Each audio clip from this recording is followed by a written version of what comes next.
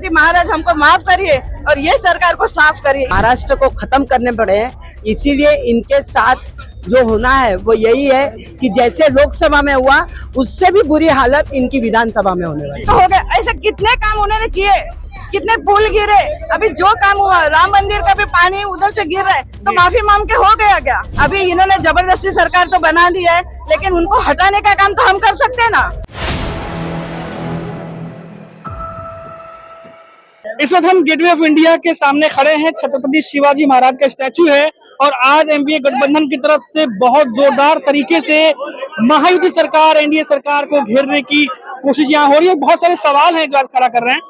Madam, सबसे पहले आप बताइए, आज हमने देखा कि सारे प्रमुख नेता आज यहाँ मौजूद थे और खुद उद्धव साहब को भी हमने सुना, अभी वो कह रहे थे कि जब से मोदी जी आए हैं कई बातें उन्होंने कही, कभी रोड पे गड्ढे होते हैं, कभी अलग अलग एग्जांपल दिए उन्होंने। अभी लेटेस्ट हमने सिंधुदुर्ग का भी मामला देखा। क्या सवाल है आपके, क्या कुछ कह रहे हैं आप लोग? सही में देखेंगे तो ये सरकार है ना, वो भ्रष्टाचारी सरकार है। इसका ये उदाहरण है। भ्रष्टाचार इसलिए भ्रष्टाचारी है कि इन्होंने सोचिए 8 महीने के अंदर शिवाजी महाराज का पुतला गिर जा रहा है, यानी कैसा काम किया है, कैसे, यानी तुम खाली कमीशन लेने पे ही पड़े हो क्या? और मैं तो कहती हूँ रास्ते देखिए, रास्ते में भी वही चालू है, रास्ते में गड्ढे उतने हैं। जो कोई काम करते हैं वो सब काम आधा छोड़ के जाते हैं। ऐसे ये भ्रष्टाचारी लोग हैं। इन लोगों को मैं तो इतना ही कहूंगी कि महाराज से कि महाराज हमें माफ करिए, लेकिन ये गद्दारों को साफ करिए। लेकिन माफी मांग रहे हैं मैडम वो लोग। अभी देखा हमने सीएम साहब ने भी माफी मांगा, अभी पीएम मोदी आए तो उन्होंने भी माफी मांगा। अरे गलती करने के बाद तुम माफी मांगोगे, उसका कोई अर्थ है क्या?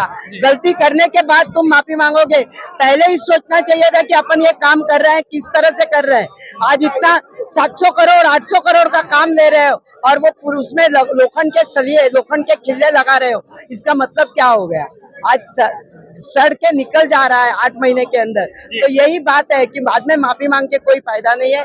हमारे में कहावत है, रांडिया पछीनु डापण नकामू।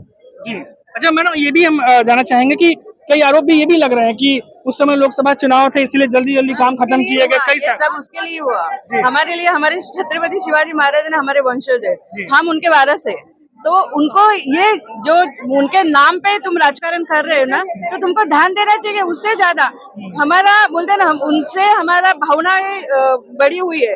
अगर उनको ठेस भी लगती है तो हमको ज्यादा, हम उनके वंशज है तो हमको ज्यादा तकलीफ होती है। तो तुमको वो ध्यान देना चाहिए। सिर्फ राजकारण करना है, आपको जीतने के लिए करना है, ये सब गलत हो रहा है। आज हम लोग उनके वंशज है तो हम लोग आवाज तो उठाएंगे, और तुम्हारे माफी मांगने से तो कुछ होगा नहीं।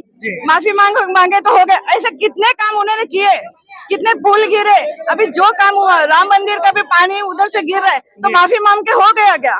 ऐसा नहीं होता है।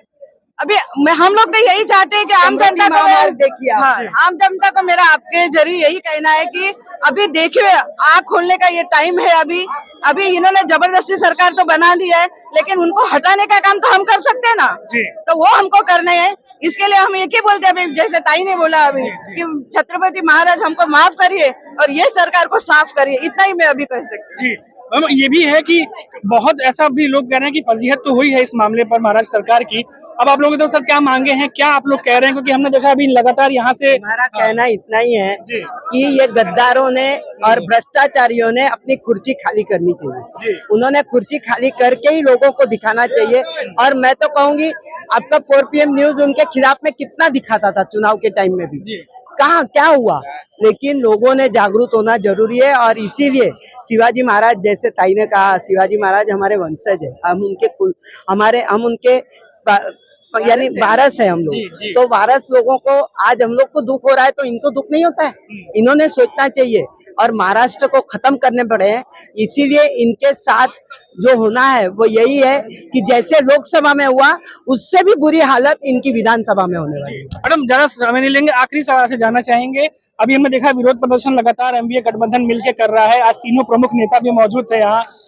अब आगे किस तरीके से और रणनीति है, किस तरीके से और ज्यादा जो है इस पर कुछ? हमारी रणनीतियां तो हमारे नेता लोग ही ठहराते हैं। और तीनों मिलके, हम लोग कुछ भी हो जाए, तीनों साथ में मिलके गठबंधन से ही लड़ेंगे और गठबंधन के साथ ही हम लोग काम। जी बहुत धन्यवाद हमसे बात करने के लिए। Thank you so much.